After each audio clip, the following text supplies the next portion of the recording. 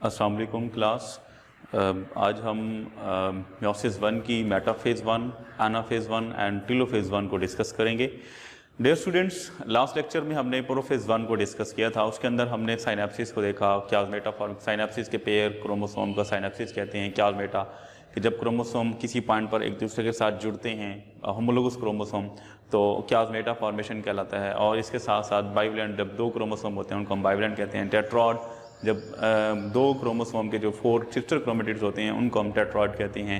उसके बाद हमने क्रॉसिंग ओवर को डिस्कस किया कि जो होमोलोगस क्रोमोसोम होती हैं वो आपस में एक्सचेंज ऑफ द सेगमेंट करते हैं, जेनेटिक मटेरियल एक्सचेंज करते हैं, उसको हम क्रॉसिंग ओवर कहते हैं। ये हमने डिटेल में डिस्कस किया था लास्ट लेक्चर के अंदर।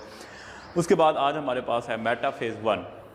मेटाफेज़ वन जैसे हमने माइटोसिस के अंदर डिस्कस किया था कि जो क्रोमोसोम था हमारे पास माइटोसिस के अंदर, ये क्रोमोसोम जो थे वो अपने आप को सेंटर के अंदर अरेंज करते हैं और एक प्लेट बनाते हैं जिसको हम मेटाफेज़ प्लेट कहते हैं। As it is meiosis one के अंदर भी हमारे पास क्रोमोसोम लेकिन यहाँ पर होमोलोगस क्रोमोसोम मतलब दो क्रोमोसोम है। वहाँ पर एक क्रोमोसोम था तो यहाँ पर दो हमारे पास, इसके साथ एक और आ जाएगा इस तरह से। तो दो क्रोमोसोम एक दूसरे को जो है अपने आप को अरेंज करते हैं इस तरह से। तो सेंटर के अंदर इक्वेटोरियल कहते हैं, इक्वेटोरियल पार्ट, सेंट्रल पार्ट को कहा जाता है।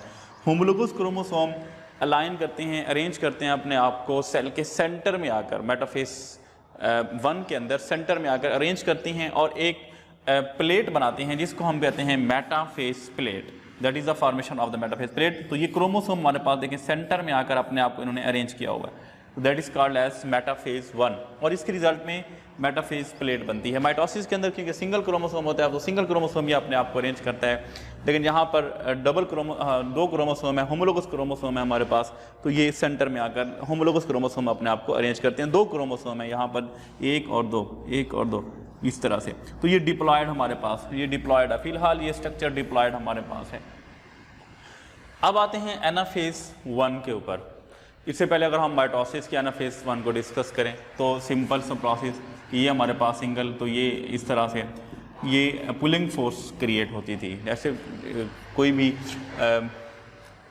जब डिवीज़न हो रही होती है तो ये जो हमारे पास स्पिंडल फाइबर्स हैं ये कॉन्ट्रैक्ट होती हैं, इनके अंदर स्लाइड होती है ये कॉन्ट्रैक्ट होने की, ये कॉन्ट्रैक्ट होती हैं तो यहाँ से ये टूट जाता है और ये स्ट्रक्चर इस तरह से बन जाता है कि ये जो हमारे पास सिस्टर क्रोमेटिड्स हैं ये सेपरेट होना, ये अलग हो जाती हैं। लेकिन चूंकि मियोसिस वन के अंदर होमोलोगस क्रोमोसोम है, दो क्रोमोसोम है हमारे पास, तो जब इनको हम सेपरेट करेंगे तो जब एनाफेज़ वन के अंदर जैसे ही सेल डिवीजन पहुंचेगी तो ये जो हमारे पास स्पिंडल फाइबर्स हैं ये कॉन्ट्रैक्ट होंगे और ये जो प्लाज्मेटा फॉर्मेशन था दरमियान में ये टूट जाएगा। सपोज हमारे पास ये यहाँ पर इस पॉइंट के ऊपर आपस में जुड़े हुए थे, तो जैसे ही कॉन्ट्रैक्शन होगी एक क्रोमोसोम एक तरफ आ जाएगा, दूसरा क्रोमोसोम दूसरी तरफ चला जाएगा।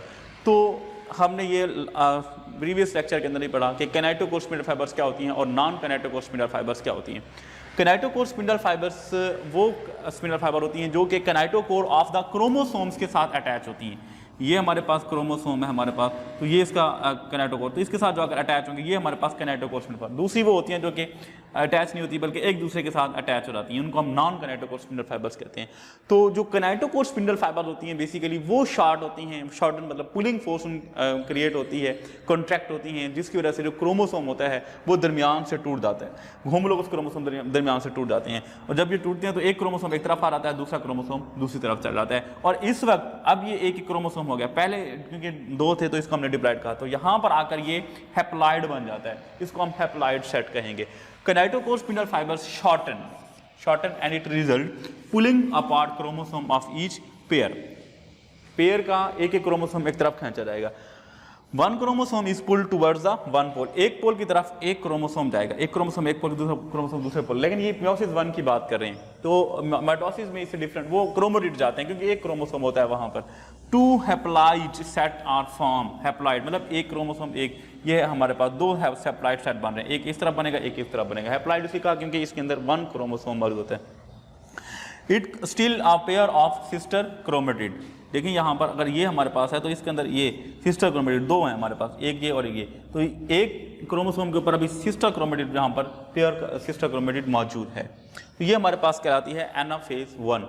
अब हम आते हैं टेलोफेज़ वन के ऊपर। Telophase one it is a reversal of the prophase. Prophase के अंदर क्या होता था, क्रोमेटिन मटेरियल कंडेंस होकर स्ट्रक्चर बनाता था, होमोलोगस क्रोमोसोम बनाया, synapsis, bivalent, tetrad etcetera crossing over. तो ये उसका रिवर्सल है।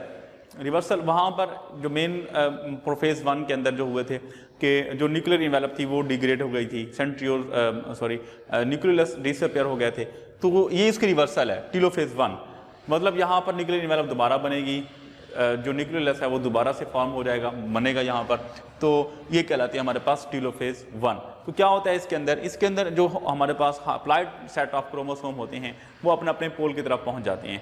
जब अपने अपने पोल की तरफ पहुँचते हैं तो वो अनकॉइल मतलब ओपन अप हो जाते हैं। जैसे वो खुलते हैं तो दोबारा से जेनेटिक मटीरियल क्रोमेटिन की फॉर्म में आ जाता है। तो हमारे पास जो क्रोमेटिन मटेरियल है, जैसे हमने प्रोफेज 1 के अंदर पढ़ा कि वो कंडेंस होकर फिर क्रोमोसोम, तो वो दोबारा से क्रोमेटिन मटेरियल बन जाता है टीलोफेज 1 के अंदर। इसलिए हम इसको कहते हैं कि ये रिवर्सल ऑफ प्रोफेज है। तो देखते हैं क्रोमोसोम्स अराइव, पहुंच चुके होते हैं अपने पोल की तरफ। Each pole now have a half number of chromosome haploid, but each chromosome consist of 2 sister chromatid. ये हमारे पास एक क्रोमोसोम एक सिस्टर क्रोमेटिड, ये एक सिस्टर क्रोमेटिड कहलाता है। Spindle fibre network disappear, spindle network disappear हो जाता है, एंड क्योंकि प्रोफेज 1 के अंदर स्पिंडल नेटवर्क बना था, यहाँ पर डिसअपियर हो जाता है, और न्यूक्लियर इन्वेलप वहाँ पर खत्म हो गई थी, डिसअपियर हो गई थी, अब यहाँ पर दोबारा फॉर्म हो जाएगी, बन जाएगी around each set of the, ये एक सेट बना तो इसके साथ दूसरा सेट, तो ये हैप्लॉइड है हमारे पास। डिप्लॉइड हम इसको नहीं कहेंगे क्योंकि ये एक क्रोमोसोम, उसकी तो दूसरी कॉपी मौजूद है इसकी, लेकिन ये कॉपी है, ठीक है, लेकिन जो हमारे पास क्रोमोसोम है वो हैप्लॉइड कहलाएगा। क्रोमोसोम अनकॉइल बैक इनटू क्रोमेटिन, ये दोबारा क्रोमेटिन की फॉर्म में, ये जिस तरह से है तो ये जहाँ से भी टूट जाएगा तो ये दोबारा से इस तरह से ये क्रोमेटिन का स्ट्रक्चर बन जाएगा। तो डियर स्टूडेंट्स, यहाँ तक तो न्यूक्लियर डिवीजन, ये अब एक न्यूक्लियस के अंदर ये प्रोसेस है, ये एक न्यूक्लियस है दूसरा न्यूक्लियस है, लेकिन ये न्यूक्लियर डिवीजन कंप्लीट हो चुकी है, कैरियोकिनेसिस मतलब कंप्लीट हो चुकी है। अब साइटोकिनेसिस कैसे होती है? साइटोकिनेसिस भी इतनी नहीं है, मुश्किल नहीं है। Cytokinesis division of the cytoplasm कहते हैं। तो एनिमल सेल के अंदर जब हम इसको डिस्कस करते हैं तो एनिमल सेल के अंदर हमारे पास गोल्जी वेसिकल्स बनते हैं दरमियान में, और जो सेल होता है वो 2 के अंदर तकसीम हो जाता है।